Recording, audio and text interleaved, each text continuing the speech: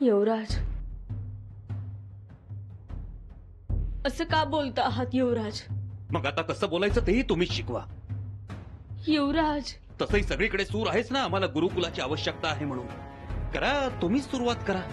दादासाहेब, अहो आपले आबासाहेब आहेत ते. त्यांचा खलिता वाचून एवढे अस्वस्थ का होत आहात? अस्वस्थ? अस्वस्थ कुठे आहोत आम्ही? आम्ही तर म्हणतो गुढ्या उभारा, ढोल वाजवा, साखऱ्या वाटा. हो, पण ते उपरोधाने. आणि त्यात चीड आहे, तिरस्कार आहे. तसं तुम्हाला वाटतंय, पण आम्हाला आनंदच आहे ना. आणि आता कितीही अपमान झाला तरी हसणारच आम्ही, आणखी हसणार. कारण पोलादाचे बनलो आहोत ना आम्ही. सहन करण्यासाठी जन्म आहे आमचा. तुम्ही असं बोलता, आमचा थरकाप होतो. मग कसं बोलावं, कसं वागावं? अश्वदळ उभारलं, चौकशी. पूजा केली, चौकशी. आम्ही रायगडावर राहायचं नाही, मोहिमेवर जायचं नाही, वडिलांना भेटायचं नाही. युवराज, अरे आम्ही आहोत तरी कोण? युवराज आहोत की शिमग्यातलं सोंग? सांगा कविराज, आता तुम्ही सांगा. सगळे मिळून सांगा, तसे वागतो आम्ही. युवराज, ऐसी बात नहीं है. आपण चलावं. चलावं लागेलच. वळकटी बांधावी लागेल, गाशा गुंडाळावा लागेलच. अहो असं काय करताय? समर्थांकडे तर जायचंय. समर्थांकडेच जायचंय ना. बुधभूषण, नखशिखा, नायिका भेद, 7 शतक, 4 ग्रंथ लिहून आमची विद्वत्ता सिद्ध झाली नाही म्हणून समर्थांकडे जाऊन शहाणं व्हायचंय आम्हाला. साक्षात वेदोनारायण गागा भट्टांनी आम्हाला समयनय नावाचा ग्रंथ अर्पण केला तरी आमचं पांडित्य सिद्ध झालं नाही म्हणून सज्जनगडावर जाऊन अनुग्रह घ्यायचाय आम्हाला. जातो. समर्थांविषयी आदरच आहे आम्हाला. ते रामदास स्वामी, आम्ही यातनांचे स्वामी. पण या यातना घेऊन समर्थांपुढे जाणं योग्य वाटत नाही आम्हाला. मग कुठे जाणार? कुठेही जाऊ. कुठेही म्हणजे? कुठेही. यातनांचा स्वामी ज्याला आवडतो त्याच्याकडे जाऊ. हे काय बोलताय तुम्ही? युवराज, माफी असावी. आपल्याला कितीही त्रास झाला, कितीही अडचणी आल्या तरी आम्ही तुमच्या सोबत सावली सारख्या असू. परंतु ज्या क्षणी आपली पावलं स्वराज्याच्या विरोधात पडतील त्या क्षणी या सावलीची साथ सुटली असं समजा. बरं झालं सांगितलं तर आम्हाला.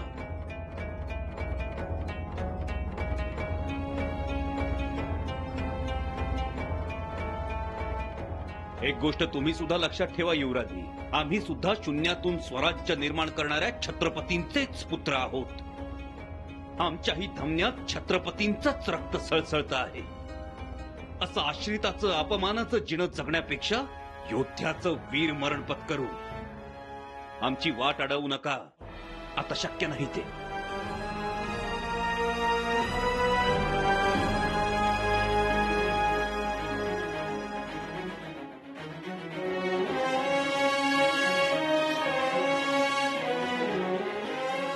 कुठे निघालात?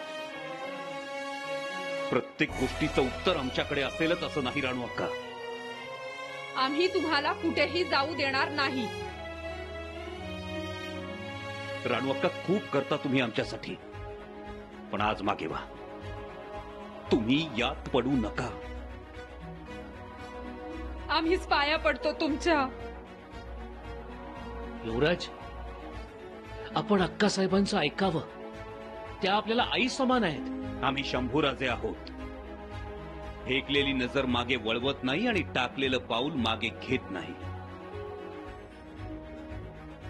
मागे व्हा. दादासाहेब, राणू अक्का, तुम्हाला आपल्या आईसाहेबांची शपथ आहे. दादासाहेब,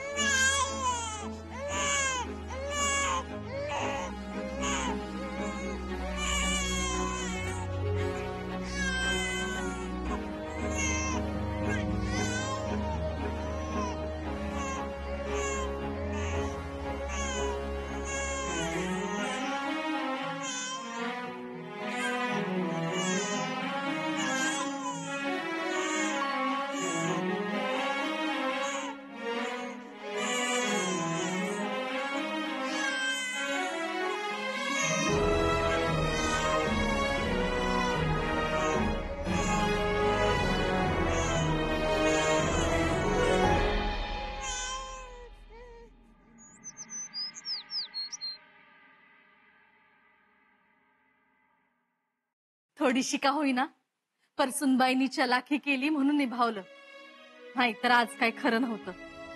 सुनबाई या या अशा समोर. धारातल्या अगं काय करतेस? अव माझं लेकरू थांबवलं, लई चांगलं केलं, लई वंगाळ प्रसंग होता, पर चलाखी दाखवलीत, एवढं मात्र खरं.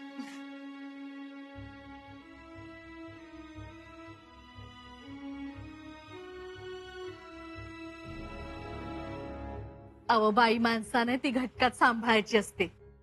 तेवढाच बाप्याचा राग सांभाळला की मग पुढे समज शांत होतंय. खरंच ग, दादासाहेबांचा राग निवळलाय आता. अव पोटचा गोळा बघून भले भले नरम पडत्यात. धारात्या, आम्हाला त्यावेळी जे सुचलं ते आम्ही केलं. आम्हाला दाद देत नाहीत, बत्ताशीबाईंचं ऐकत नाहीत, मग काय करावं?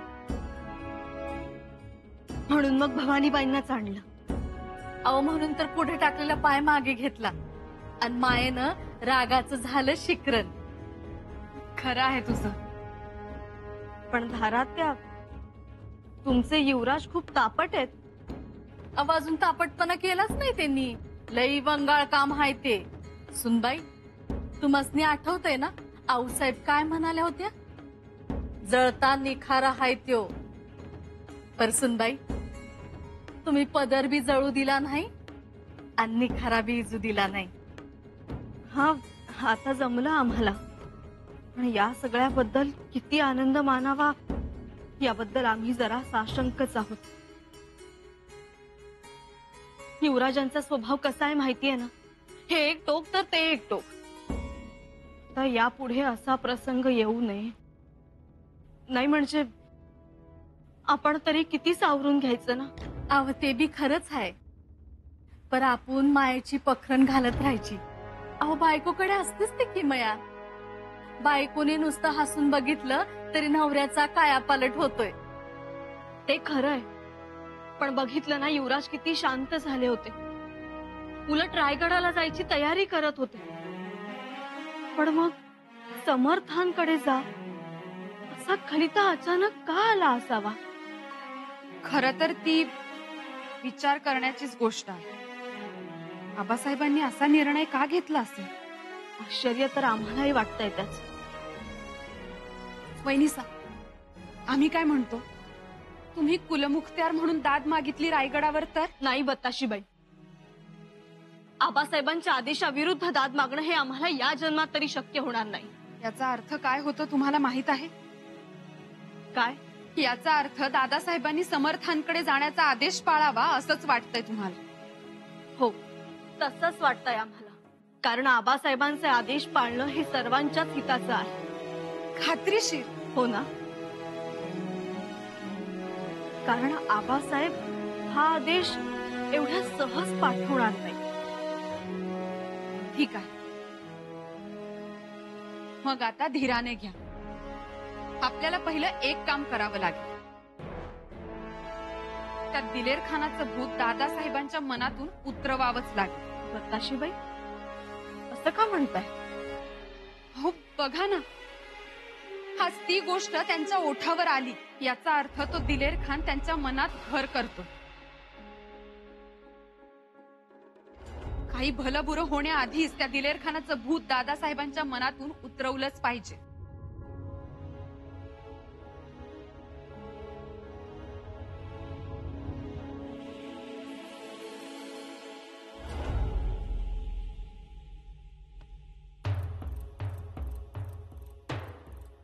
या सगळ्या गोष्टींना, आम्हाला बदनाम करणाऱ्या, आमची अवहेलना करणाऱ्या सगळ्या प्रश्नांना एकच जवाब: उत्तर दिग्विजय. होय, कदाचित हेच उत्तर असू शकेल. युवराज,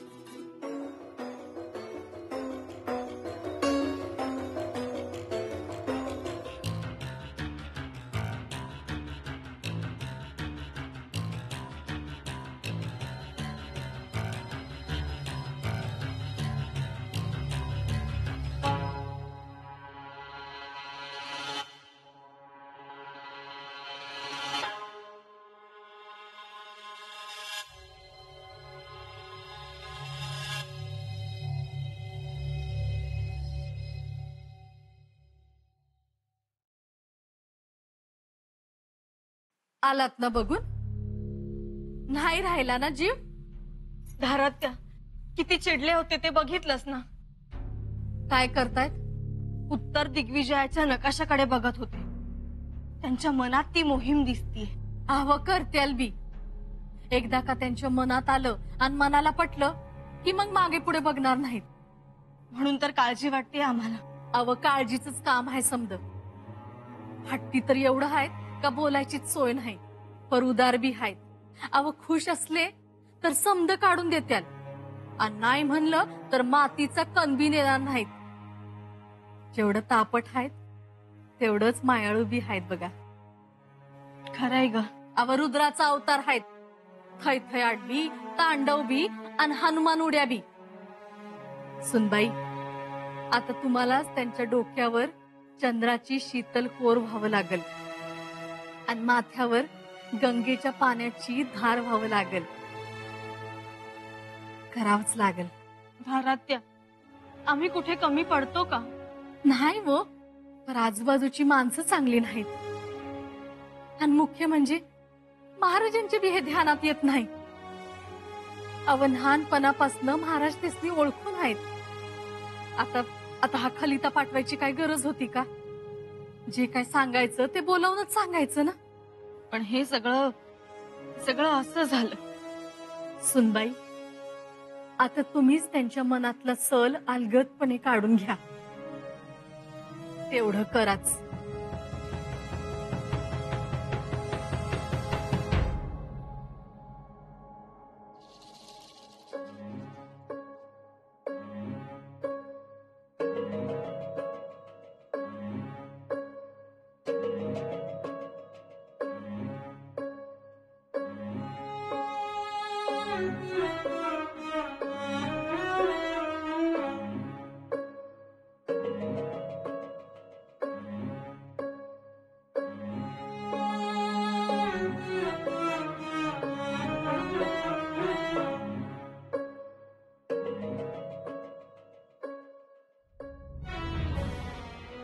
युवराजजी,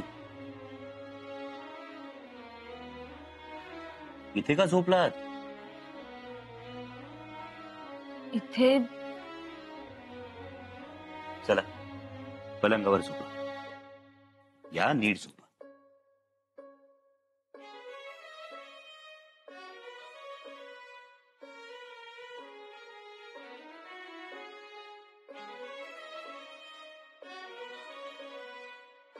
झोपा.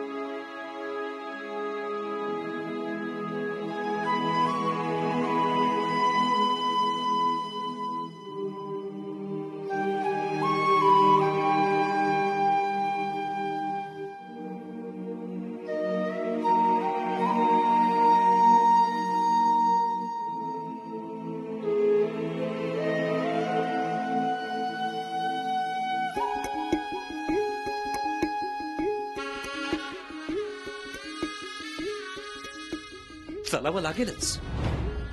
वळकटी बांधावी लागेल. गाशा गुंडाळावा लागेलच. जातो. समर्थांविषयी आदरच आहे आम्हाला. ते रामदास स्वामी, आम्ही यातनांचे स्वामी.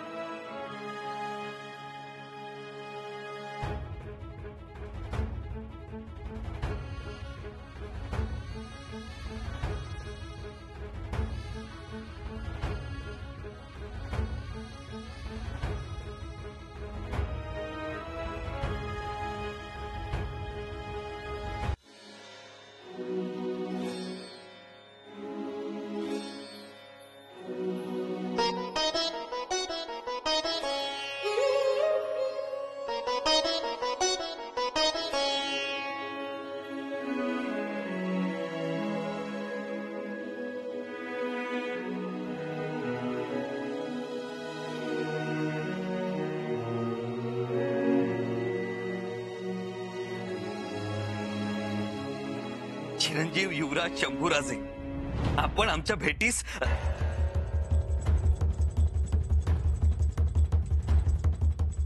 येऊ नये. आम्ही शृंगारपुरास बारसे साजरे करण्यास येऊ शकत नाही. आपण रायगडी यावे असे आम्हाला खूप वाटते, पण त्या अगोदर आपण शृंगारपुराहून उठून सज्जनगडावर जावे. तिथेच तुम्हाला पुढचा योग्य मार्ग सापडेल.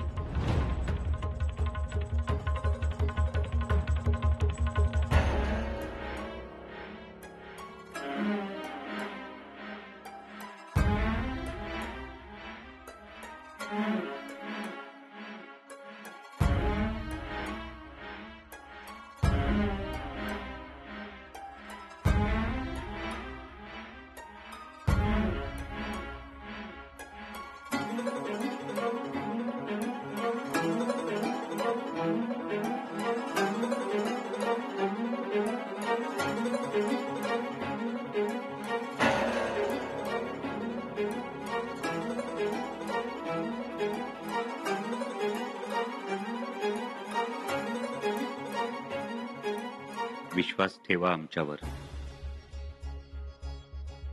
माफ करा, पण मगाशी दाराशी झोपला होता तुम्ही. खरं तर जागा राहायचंय तुम्हाला. आमच्यावर पाळत ठेवायची, बरोबर ना? नाही, तसं काही नाही. मग कसं? दारापाशी आसन आणून बसता तुम्ही. खरं तर भवानीबाई दिवसभर झोपू देत नाहीत तुम्हाला. खूप दमता तुम्ही, पण तरी सुद्धा हा पहारा आमच्यासाठी. आम्ही कुठेतरी निघून जाऊ या काळजीपोटी ही गस्त. काय युवराज? आम्हाला माफ करा युवराज, पण आम्हाला भीती वाटते हो. कशाची भीती? आम्ही कुठेतरी निघून जाऊ याची? नाही, पण तुमच्यात झालेला हा बदल, तुमची ही बदललेली भाषा. म्हणून तुम्हाला वाटलं की आम्ही असं अंधारात पळून जाऊ, न सांगता निघून जाऊ? पळपुटे नाही आम्ही येसू, मुळीच नाही. आम्हालाही पटतंय ते, पण आमचं मन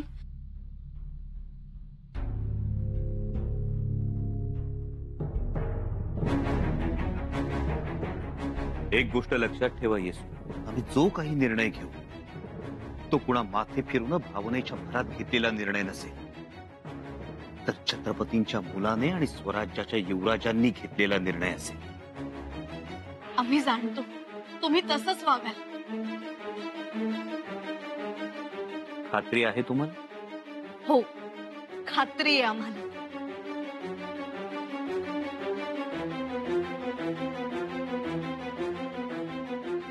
मग ही दोरी हातात बांधण्याचं काय कारण?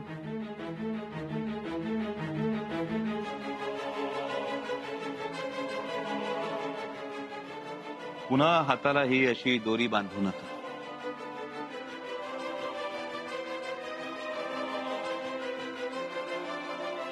म्हणजे छत्रपतींचा आदेश पाळला जाणार असं समजू ना आम्ही? कुठला आदेश? परळी सज्जनगडात जाण्याचा.